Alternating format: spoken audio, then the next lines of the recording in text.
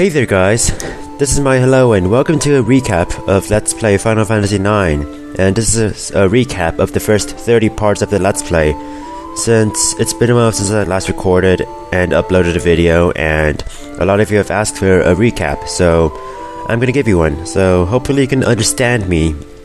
So the story begins with a group of thieves named Tantalus, and the group includes Marcus, Blank, and a protagonist, Zidane. Yes, Zidane. And he also has a monkey tail. Yeah. So Tantalus goes to the kingdom of Alexandria, where they go to kidnap the Princess Garnet on her 16th birthday. They do so by acting as a theater group, putting on a play. It turns out, however, that Garnet wants to be kidnapped, so she goes with them. Yay!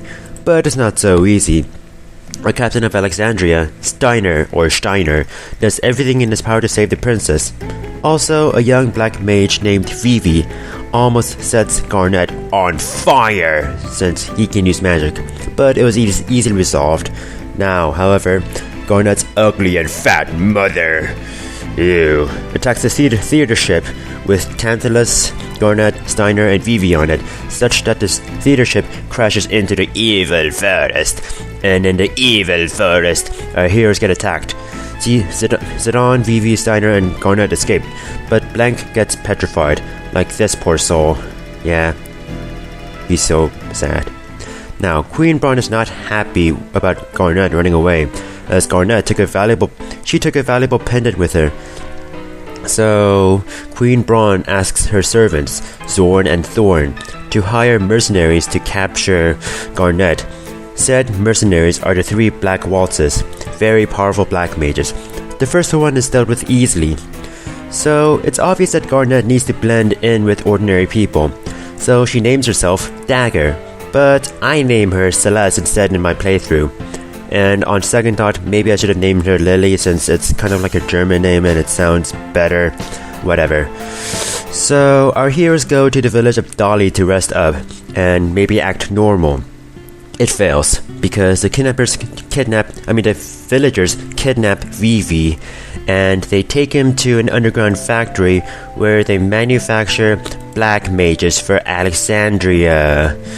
But we save Vivi, and Celes has no prior knowledge, so she wants to know why Alexandria is involved, since, these black mages are being shipped to Alexandria.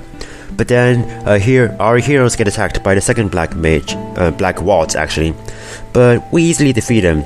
Then they stow away on a cargo ship that's supposed to go deliver black mages back to Alexandria.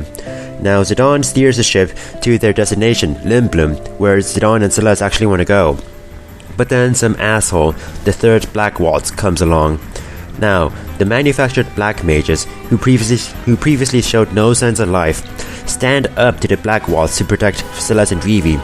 But then the black waltz kills them all. Vivi is extremely saddened and is pissed off by this, and this leads to an epic cutscene. Kick his ass, Vivi! Anyway, so we finally arrive at Limblum, where we meet Celes's family friend, Regent Cid, who has been turned into a bug, or an oglop, for cheating on his wife. Remember kids, don't cheat on your wives, otherwise they'll be turned into a bug. But anyway, so it turns out that Cid actually hired Tantalus to kidnap Celes. And he did so because he was wary of how Queen Brahne was acting very weirdly. And it turns out that Celes actually told him about... So basically, Celes tells him how Queen Brahne started to act weirdly ever since she met a mysterious man last year. So yeah, ever since Queen Brahne met this mysterious man, she's been acting pretty weird.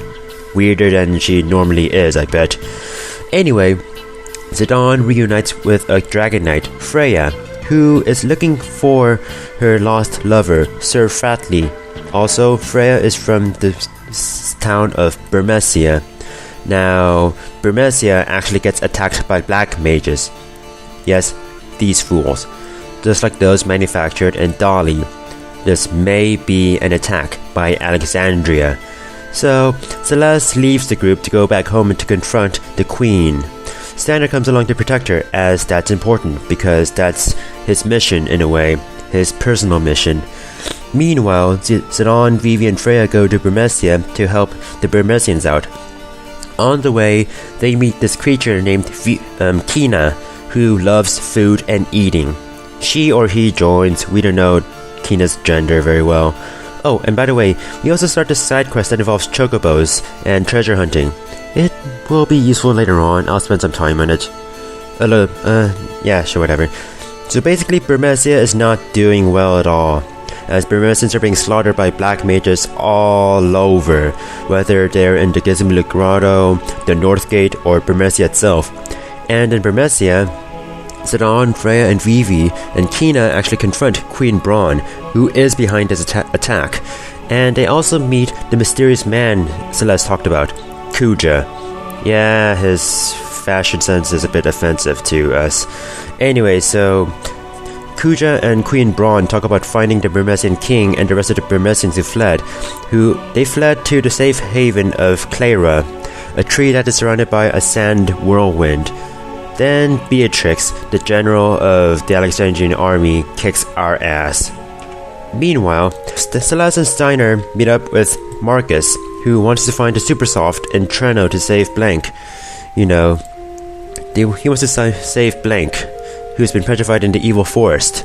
So the three go to Treno, where they meet Celes's old mentor, Dr. Todt, whose name means death in German.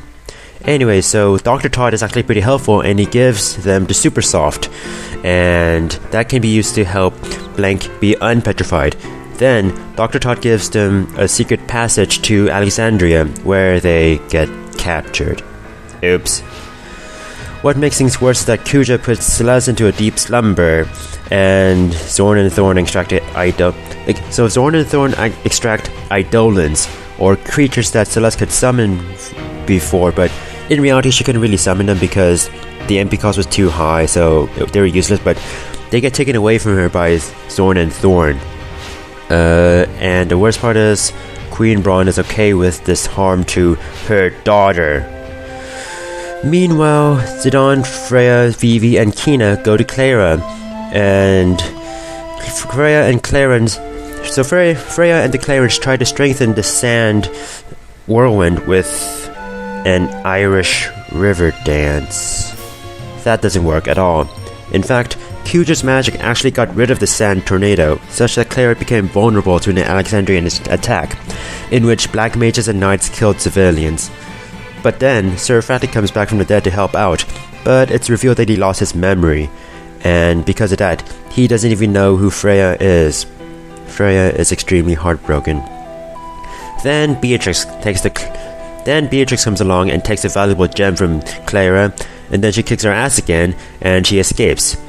Zidane, Freya, and Vivi also escape before Queen Brahne uses one of Celes's Eidolons, Odin, to blow up Clara. Oh my god. It is revealed that Beatrix is actually reluctant to follow Queen Brahne's orders, even though she is the general. Because Queen Brahne's orders actually go against Beatrix's personal values. And then it's revealed that Queen Brahne actually plans to behead Celes, or cut her head off for her disobedience. Yeah, her own daughter. She plans to cut her own daughter's head off. So yeah, now we have to go and save Celes in Alexandria. But will we do so in time? Find out next time on Let's Play Final Fantasy IX. See ya.